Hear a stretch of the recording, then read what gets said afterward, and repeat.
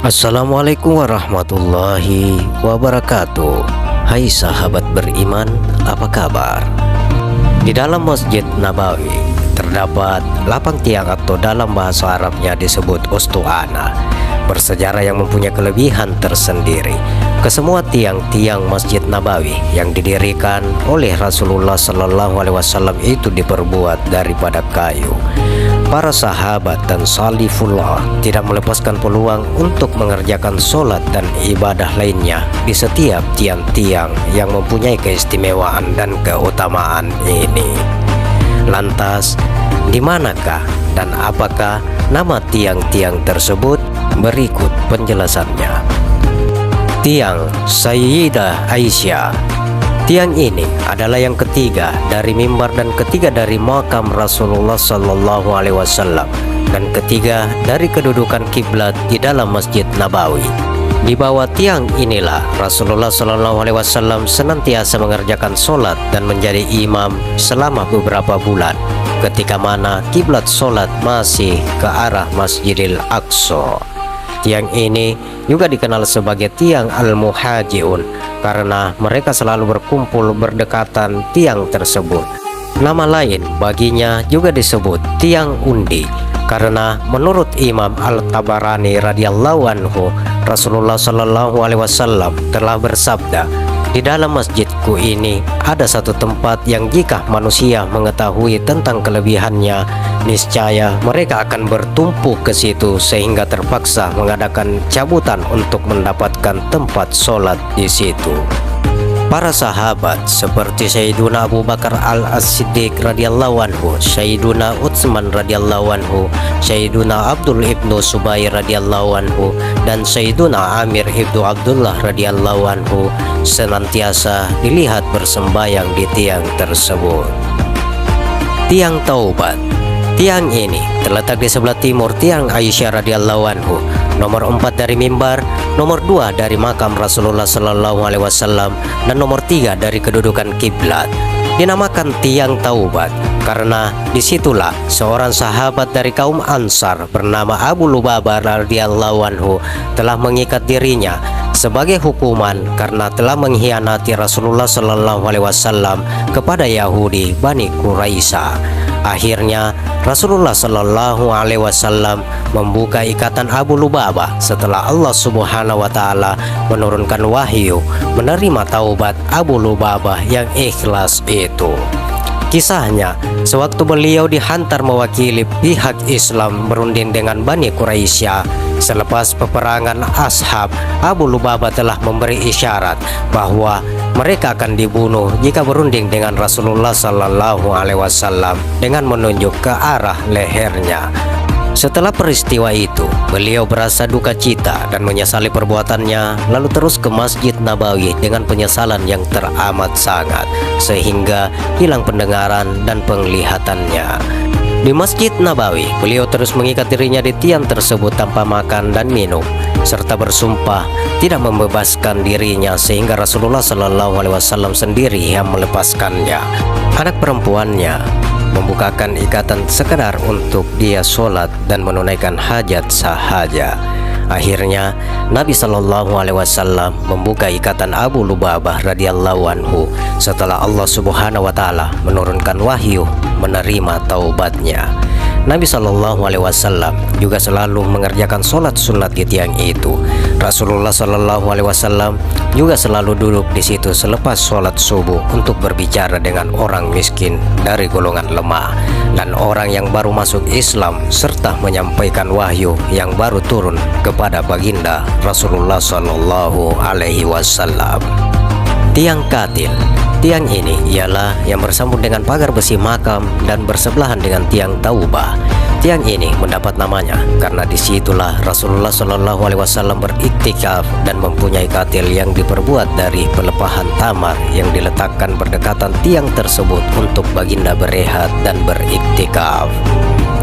Tiang Pengawal.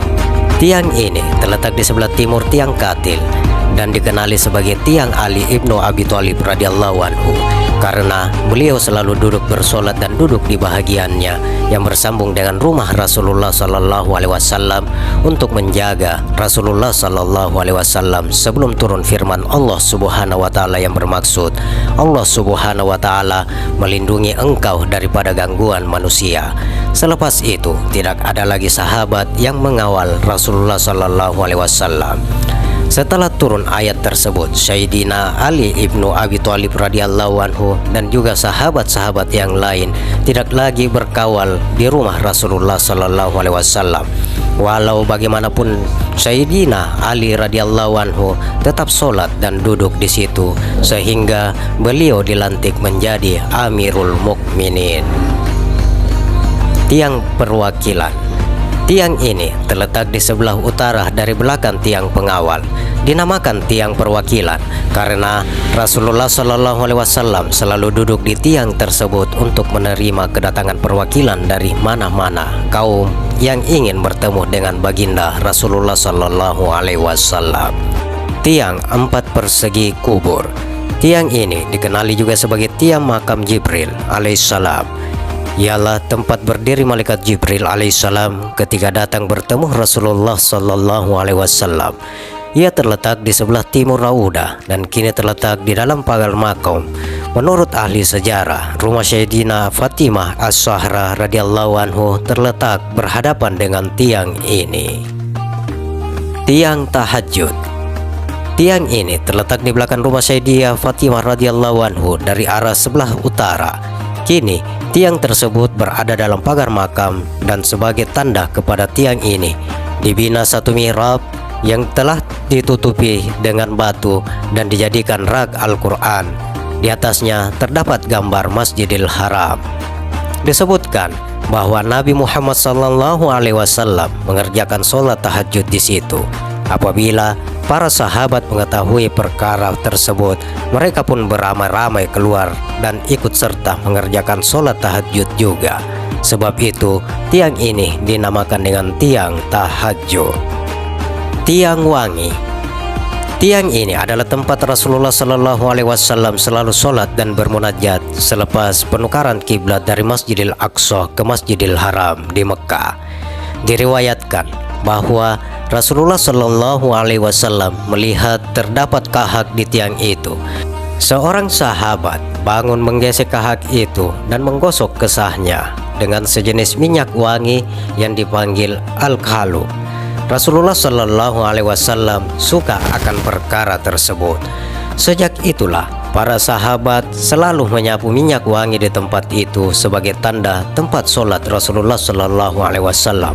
Oleh karena itu, tiang tersebut dinamakan dengan tiang wangi.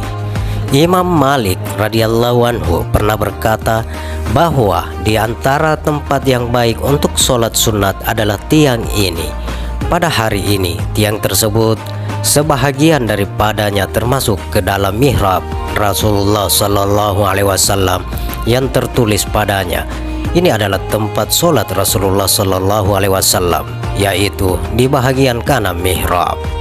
Tiang-tiang yang disebut di atas adalah antara tiang yang disebut mengenai kisah dan sejarahnya. Namun, tiang-tiang lain juga mempunyai kelebihan tersendiri sebagaimana kata Ibnu Al-Najjar. Semua tiang di Masjid Nabawi elok untuk bersolat berhampirannya karena para sahabat senantiasa solat di mana-mana saja di dalam Masjid Nabawi. Demikian sahabat, ulasan singkat tentang sejarah tiang-tiang yang berada di dalam Masjid Nabawi. Bagaimana pendapat kalian? Silakan share pendapat menarik Anda di kolom komen. Semoga informasi ini bermanfaat dan bisa menambah pengetahuan kita tentang sejarah Islam. Sekali lagi, untuk membangun Pagala Channel, silakan tekan tombol subscribe, like, share, dan tekan tombol lonceng. Terima kasih sahabat. Wassalamualaikum warahmatullahi wabarakatuh. Jangan lupa nonton video berikutnya ya sahabat.